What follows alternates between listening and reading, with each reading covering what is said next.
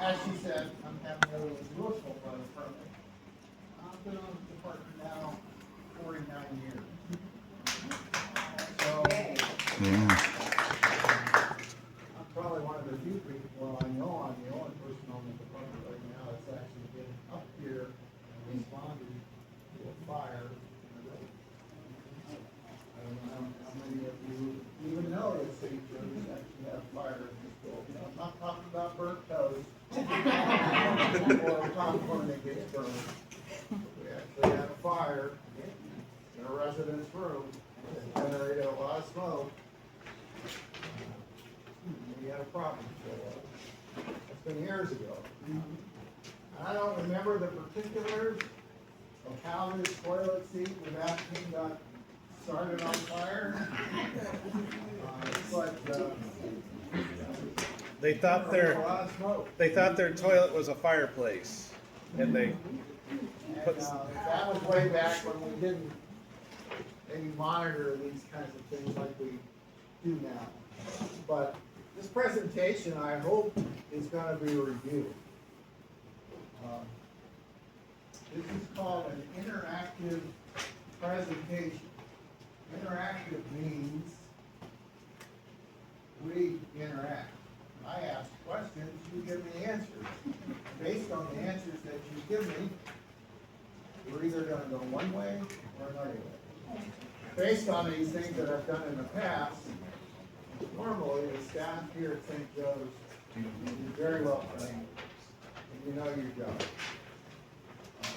So hopefully all this stuff you can do working. But we're going to start out with an easy question. Captain Yoder, we're recording this. Can we move this closer just so we can hear you? Just you don't have to talk to it. Just. I just need to get closer to it. Well, I just wanted to move it closer. I think you're good. Okay. Yeah. Yeah. So I'm going to ask you an easy question. How many people have worked here at St. Joseph's for more than 5 years? Whoop. Wow. Okay, that's great. So chances are, if you worked here that long, a lot of this stuff you've probably heard before. Has anybody here actually heard me give this presentation before? I recognize a few people, so I expected that kind of response. Now this question is a little bit harder, so give it some thought. Who can tell me why St. Joseph's is a relatively fire-safe facility? Why is that? It's not smoking. Because it's fully Sprinklers? Sorry? Fire doors? Fire doors? You're getting some of it. It's not smoking. You got, see, this is the guy that wears hearing aids. 49 years of listening to fire sirens has taken its toll on my ears. So, yes, We have fire drills and we have fire plan. fire drill, fire plans, keep going, there's other stuff. Extinguishers and extinguishers. Extinguishers, It's not smoking. Yeah, thank you. It's not smoking. non-smoking. Great. And our maintenance does a great job making sure residents don't have extra things plugged in their rooms that they should not, like Christmas trees and lighting. Okay. Keeping the fire load and that kind of stuff down to a minimum. Can you think of anything else? Is it because the building's totally made of brick? You're heading in the right direction. Because they say brick's harder to burn, like if you found. Not so much that it's brick, but construction type Yeah. definitely plays into why this facility is safer. I mean, depending on which section of the facility you're in, whether it's nursing or assisted living or independent living, that construction type changes based on basically whether the people in that area can help themselves or they can't. And that construction is designed that if you have a fire, it's to contain that fire in the area that it's located. So construction is a big thing. There's two big ones that nobody's got. Well, actually three. I'm sorry? Emergency exits out. The emergency exits. You may have said it, it's fire alarm. You have fire alarm and smoke detectors and those kinds of things throughout the whole facility. But there's two other big ones. The real big one, nobody even touched on. Staff training? That's the big one. Staff, Fire doors, they shut. fire doors and those kinds of things, but that's the big one. Staff training, what you're doing right now, the stuff that we're talking about today. Even though it's review, you've heard this lots of times, especially if you've been here for a number of years, you hear the same thing over and over and over again. You remember back when you were in elementary school and you did fire drills? Why did you do those fire drills all the time? So you know how to get out. So you knew how to get out and you knew how to go about it. And when you first started out in elementary school, when you did it, you didn't sort of know what was going on. Then after a while, I was at the fire drill and then you knew what to do and you did your thing. Well, it's the same way with training. Yeah, you're going over this over and over and over again. But when you actually have to use it, we're hoping that your training kicks in, which is why staff training is probably the number one reason that makes this facility a relatively safe, fire safe facility. There's one other one that you haven't hit that you probably won't hit. Fire extinguishers? No. Somebody said fire extinguishers. Paul has to deal with this and administration has to deal with this more than you guys have to deal with this. A continuous onslaught of people like me coming in here to make sure that you're complying with some code, some standard, some requirement, so that you stay safe.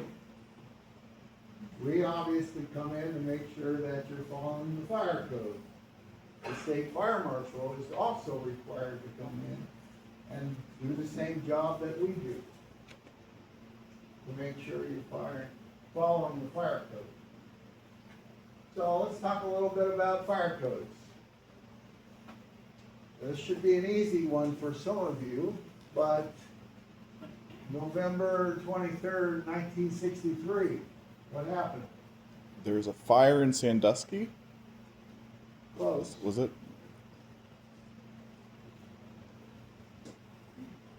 Sandusky was probably the closest big city to this fire. Anybody remember what happened? I said something about this to my daughter the other day, who also works in a nursing facility in Canton. And she immediately brought up this date and this incident. So whatever training she's listening to, she knew exactly what it was all about. Well, one reason that you don't know a whole lot about it, what happened November 22nd, 1963? JFK was shot. JFK was shot. President Kennedy was assassinated. That happened the day before. So what happened the next day on the 23rd sort of got lost in the news cycle. But it's called the Golden State. Golden State. Golden State Nursing Home Fire up in Fitchville, which was up by Sandusky, on the 23rd of November. Early morning fire killed 63 occupants. Now back in 1963, things were completely different than what they are now. There were all kinds of things wrong with this building, all kinds of things being done that you guys no longer do kinds of things that contributed to that level of depth within that facility. But it illustrates fire code because unfortunately, the majority of fire codes are significantly changed because of disasters and tragedies that occur. There are little changes that are happening all the time, but the big things that change in fire code are usually because people died. And that's the fact of it. So, fire code specifically focuses on making sure that people don't die. That incident in 1963 was very tragic. And that should never happen today because of the changes that have been made and all the things that you guys mentioned that make this a safe facility. So, let's look at the responsibilities of employees in nursing facilities like this. There are two primary roles that you guys have as employees. Number one, acting appropriately in a time of need based on knowledge and training. Now that can be what you do day in and day out in the normal carrying out of your role, whatever that role might be. But it also takes in those special circumstances that require you to know what to do when it's not a normal thing. If the fire alarm goes off, what do? Do you do anything, or you just, oh, it's just the fire alarm? You do anything? off, grab a stinger. No, I'm not talking about you discovered a fire, or you see smoke, or whatever. When your fire alarm goes off in the nursing facility, what do? Check the annunciator. Who checks it? Well, any staff can check our annunciator and call a code red. Okay. You said call code red. So what's calling a code red do? It starts our fire response plan. Okay. So it basically alerts everybody else that we got a problem. When the fire drill goes off, are you actually taking the time at that moment to find out what's going on? Or are you just thinking, well, this is just another one of those fire alarms, and you go about your job? In addition to being on the fire department for 49 years, I also worked at Alton Hospital for 49 years. And I know that during fire drills, which happen, or not drills, fire alarms that happen far too often that are nuisance alarms in a hospital, a lot of people don't pay any attention. They just go about doing their job because it's just another one of those fire alarms. But you gotta take time to find out what's going on. Is it in your area? Is it something that I need to deal with? Or depending on your protocol, maybe you need to go back to your area. Maybe you were on a break, or you went somewhere else, and you're supposed to report back. I don't know what your specific protocols are for this facility and you guys' responsibility when a fire alarm goes off. But at a very basic level, you need to at least listen and find out what's going on. And especially find out if something's going on in your area. Because that's your number one responsibility as an employee, to deal with the situation and be part of a team that deals with the situation. So let's get to those acronyms that you always go over all the time. And the very first one is RACE. So what's R stand for? Rescue.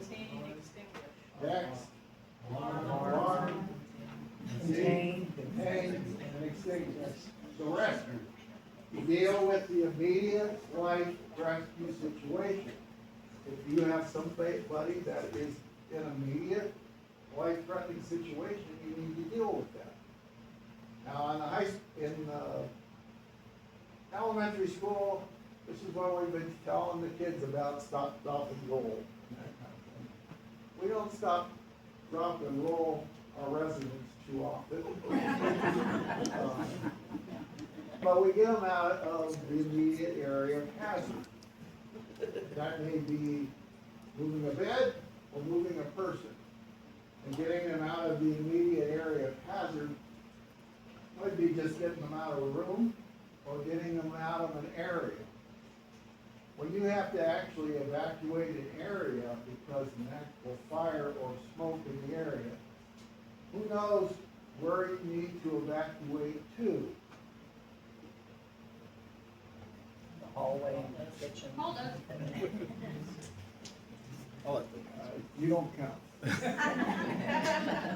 Where do you need to Designated. evacuate, if you actually have a fire situation and you see a haze of smoke in that area, Designated where are we fire gonna safety place. Beyond move the fire people door. to? Beyond the fire door? Exactly right.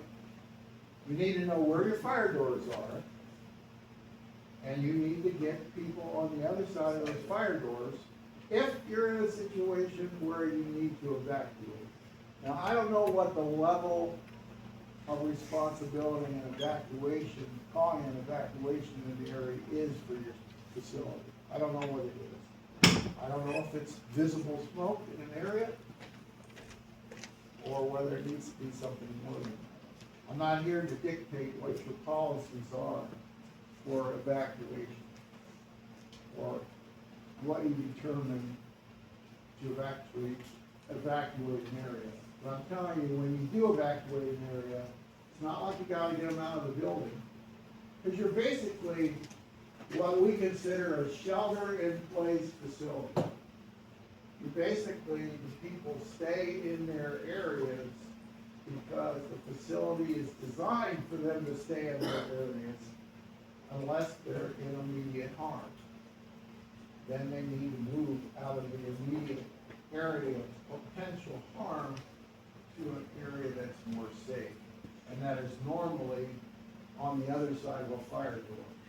So when your fire alarms go off, those fire doors automatically close in order to contain specific areas of your facility to isolate them so that you can get people out of one area to another area if you need to do that. So that's the rescue alarm.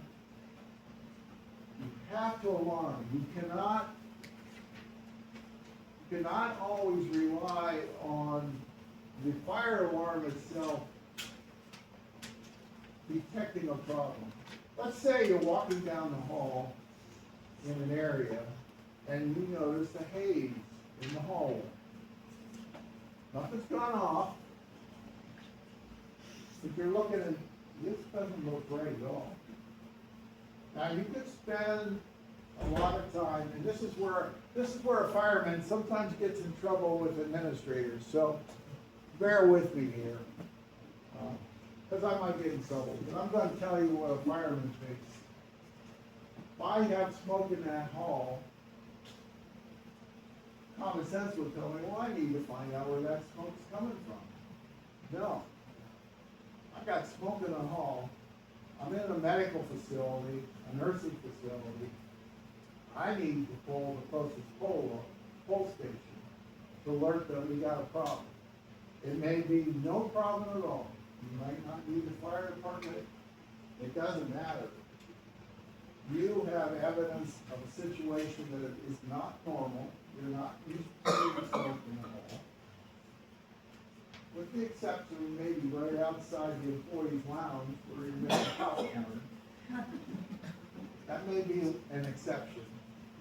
But in general, if you see smoke, or you smell something like smoke, or an odor that smells like something related to a fire, pull the pole station. From our perspective, you will never get in trouble for pulling a pump station, call the fire department out here to deal with something and nothing's there. That is exactly what we want you to do. Every time. That's exactly what we want you to do at your house, too. People have all kinds of fire situations at their house, and instead of calling the fire department to get us on the way there, they try to deal with them. And every once in a while, they can't deal with them appropriately, and then they call the fire department, and then they got a lot more damage than they would have had if they just called us, and then we get there and they didn't need us. We love to go on calls and not be needed. I hate to go on a call and find out you did all this other stuff before you called us. And there have been buildings lost in town because businesses tried to deal with the fire and then it got way out of control. And it still takes us minutes, even though we got people in the station, still takes us minutes to get out of the station and get to where we're going. And up here, it takes us longer because of where you are. Even though New Sean's also coming from Broadway Road automatically, they don't normally get here before we get here, even though we're both being called at the same time, because of where you are. So you gotta pull the pole station. So, you know where your pole station is. Everybody should know right now where they can go to pull a pole station. Where is that? There's always a pole station here. I think I heard it. By an exit. If there's an exit, if you have a designated exit, there should be a pole station. You may have other pole stations in the hallway, some other places. And if they're closer, you need to know where they are. If you work in a general area, you need to know where your pole stations are. But if you don't remember specifically where your pole station is, go to your closest exit, there should be a pole station there. You go to the closest exit, pull a pole station. Now, there's one other thing I need you to do that really helps us when you pull a pole station. Somebody has to also call 911. Now, I don't know what your protocol here is, and Paul or whoever can follow up after I get done when you pull a pole station. But it's important for you also to call 911, because even though we show a pole station pulled in a particular area of St. Joseph's nursing or assisted living or whatever, it doesn't tell us at all what the circumstance is. And we don't know, with all the time that we got from Central Station until we get here, our mind is going over a lot of different things depending on how that call comes in and what we think we're going to. So the more information that we get from the 911 operator because someone called helps us. And when we're looking at this acronym, RACE, Rescue, Alarm, Contain, Extinguish, is that one person doing all that stuff? No. You're working as a team. Somebody might be saying, you get the extinguisher, you call 911, you pull a pole station. It's not one person. It's whoever's around that can do those multiple jobs. If one person tries to do all that stuff, you're just delaying all that stuff getting done. Contain, normally it's just a matter of closing doors, isolating the problem, which goes back to your construction again. You close the doors, whatever was taking place in that particular room isolates the problem. Extinguishment, that's fully based on your training and comfort levels. If you're not comfortable using a fire extinguisher to put out an active fire, you don't have to do that. They don't want to put you in jeopardy of doing something. But you've all been trained to a certain extent to use fire extinguishers, correct?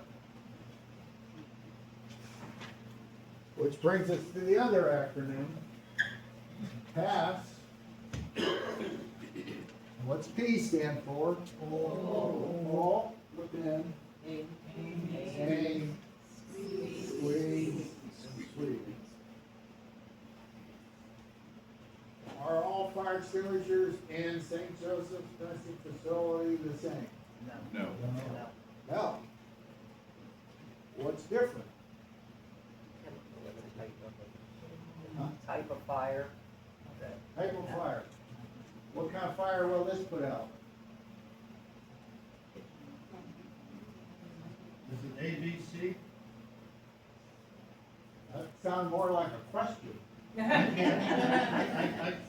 can't see the lettering. If it's A, B, C, it'll put out most fires, except for a grease fire, which is for, it's the other one.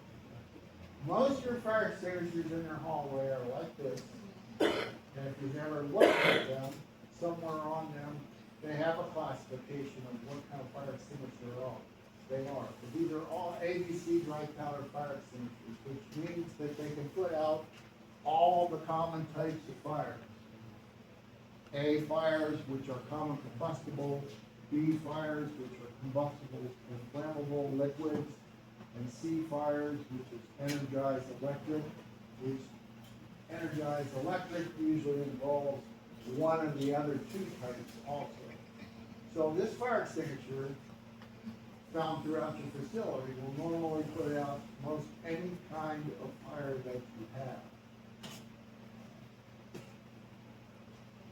You have to know where your closest fire extinguisher is. If you work in a given area all the time, you should automatically know where your fire extinguishers are. Now, I cannot tell you that you can always get a fire extinguisher at an exit, because that is not true. You can pull a pull station at an exit. There are some fire extinguishers that are close to exits. But I can't tell you with certainty where you can always get a fire extinguisher. You need to know for your particular area. We actually have one other type of fire extinguisher found in your facility that is not an ABC. How many people here work in the kitchen? Okay. So what kind of fire extinguisher do you have in the kitchen that is not an ABC? What kind is it? It's basically for grease fires, but I'm trying to. It's called a K Okay. fire extinguisher. And it's specifically there because you probably have some type of deep fryers, Yeah. or just the general greasy grill situation. All your systems in this facility and your kitchens have kitchen suppression systems, but you can't totally rely on the kitchen suppression system to put out a fire. In fact, you're making a mistake that you actually have a fire and you're waiting for the kitchen system to dump. You have a K fire extinguisher to deal with grease fire, use it. It's specifically designed to be used on deep fryers. This will put out a fire on a grill. That is more designed to put out a deep-seated fire in a deep fryer that has all that grease and combustible liquid involved in the fire. It's supposed to be used in conjunction with the kitchen system that's also found in the hood. But that's also a situation where multiple people need to be dealing with that situation. Somebody should go pull the pull station. Even though activating the system will also alert the fire alarm. You can pull the pull station right away, somebody can get a fire extinguisher, somebody can pull the pull on the kitchen system. Instead of waiting for the fusible links to actually melt out because of the degree of fire that's taking place. So these are the two main types that you have. ABC, which are commonly found in cabinets in your hallways to put out any general type of fire that you might have. Hold pin, aim, squeeze, or sweep. You don't get right up on a fire, you work towards the fire, sweeping across the fire. But we're not gonna make you do something that you're not comfortable doing. And you never go in and extinguish the fire without the exit being behind you, a place where you can go. You don't put yourself in a situation where you can't get out of wherever you're trying to extinguish a fire. There are other ways to put out a fire other than a fire extinguisher. It just depends on what you readily have available to you. Small clothing fires, things like that, you can't really get these residents. I don't know why you'd actually have that in a non-smoking facility, but you just need to be aware. You can put out a lot of fire when clothing is involved just by throwing something else, assuming it's not more flammable than what you're putting out. And that's where the problem is with a lot of things that we currently have in use. A lot of synthetic things can create more of a problem than the old blanket type things that we used to be able to successfully use. But your common blankets and things that are found on beds can still be thrown over somebody and can put out a fire. Oven fires, best thing for oven fires, microwave fires, heat any kind of a heating device fire, turn the electric off, keep the device closed. You got a fire in an oven, you don't have to open that oven up and use a fire extinguisher to put the fire out. Turn the electric off, which turns the heating element, or turn the gas off, which turns the heating off, and leave it closed. The fire will go out. It's designed to contain that heat. You don't have to use a fire extinguisher. Yes, What if it's too hot to touch? if you can't turn it off, then you can't turn it off. And sometimes you can't get to that control. But even if you can't get the control, and you've got an active oven fire, leave it closed. Don't give it air. It may still be heating up, and when the fire department gets there, they can actually make sure it's turned off. But if you don't open that up and give that fire the air that it's desperately needing to get bigger, or to get out, and you leave it closed, it's gonna stay right there. It's not going anywhere. There's one thing that we haven't talked about.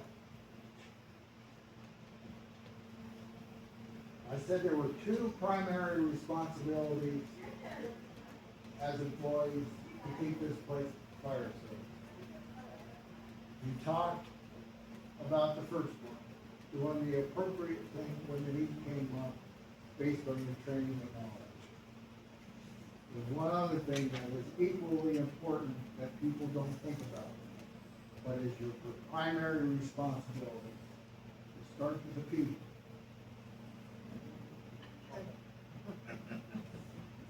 Preparation. Oh, not close. Prevention? Prevention.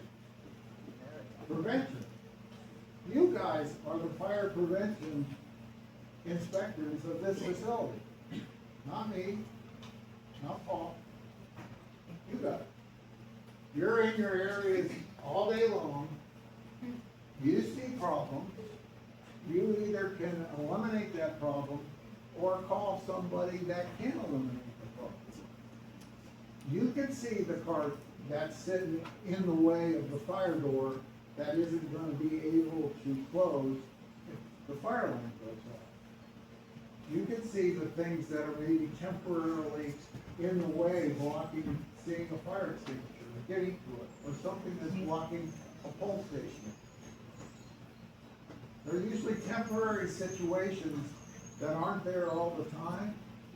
Something that's temporarily in an exit, that's blocking the exit. You see that stuff. you can eliminate that stuff.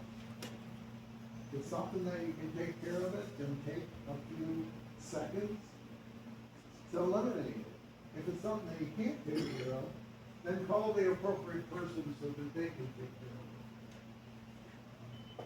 Electrical hazards, things like that, frayed electrical cords, things that are getting pulled out of outlets and eventually fray, cause a shock hazard or worse. You guys can see that kind of stuff. I mean, when we come in and do fire inspection, doesn't matter whether it's us or the state or whoever, we go around and check every possible thing that we possibly could. We try to look at everything and catch whatever we're gonna catch. It's only you guys that can catch it all, because you're seeing it all day long. So that's the other responsibility that you have. Your knowledge and training to deal appropriately in a time of need is paramount, but also prevention. You're familiar with your areas, you know when things aren't the way they should be. You should never get in trouble for eliminating things that are blocking safety devices, or fire doors, or exits, or things like that. Your ceilings are usually too high that you're blocking a sprinkler. And you all know about the 18 inches below the ceiling, and how you gotta keep stuff down below the sprinkler heads so that they can do what they're designed to do. A long time ago, Bob Maloney put red lines, I think, in here, in those areas. That was a great idea, because everybody knew nothing was supposed to be above the red line. Made it real easy for us to come in, oh, we have stuff above the red line, get it down. So just remember that. Prevention is something that a lot of people don't think about. But only you guys can do it. And when we come through, we don't really find a lot of things, which is great. We don't want to find a lot of things. But you guys can see stuff on a daily basis that can help your situation. So, I covered all the high points. It's basically open forum now if you've got questions specifically regarding fire safety within your facility. I can try to answer them, or maybe they need to be answered by administration or Paul, but this is the time to ask. If you've run into any situations, you weren't sure what you should have done or whatever. You got me here.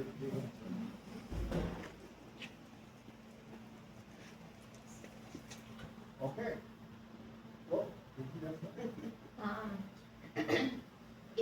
If there was ever like a fire that wasn't a fire, it was just like, I had a situation where it was a grill and the hook wasn't working, so the smoke just went straight to the thing and the alarm went off. Do you have to call and say there's no fire? Well, sure, you're saying smoke was generated, but it wasn't enough. Yeah. Trip No, alarm? no, Or it did tripped, trip an it alarm? tripped the alarm, but Yeah. it was just the, Yeah, I mean, and you guys do this, we sometimes get, fire alarms for various situations, and then someone calls 911 and said, it's really not a fire, somebody burned the popcorn, or something burned on the grill, or something like that. There's no need for the fire department. We need to know that, we need to call, because then we're not gonna send all these trucks up here, but someone will come. Usually we'll send one of the ambulances up here with the crew to find out what really took place, so we can take a report and know what took place. If there really is no issue. But yeah, anytime you have a known false alarm, that the system went out, call 911 and give the details of why it's not an emergency. Because we obviously put a lot of people, we put ourselves at risk and a lot of other people at risk, responding up here with these big fire trucks with red lights and sirens, especially when we're trying to get across 62. We don't need to do that if we know it's a false alarm. It's just, burning popcorn, set off the smoke, whatever the case may be. But someone still will come from the fire department to get the information and make generally. They just won't be coming red lights and sirens. That's a good question. Well, I appreciate your time. Hopefully, a lot of this stuff is just review and nothing new. Although I think maybe a couple of things might have been reviewed. The main one being prevention. You're the main person for prevention facility. It's not me. It's not Paul. So that's everybody. So I appreciate your time. If any questions come up later,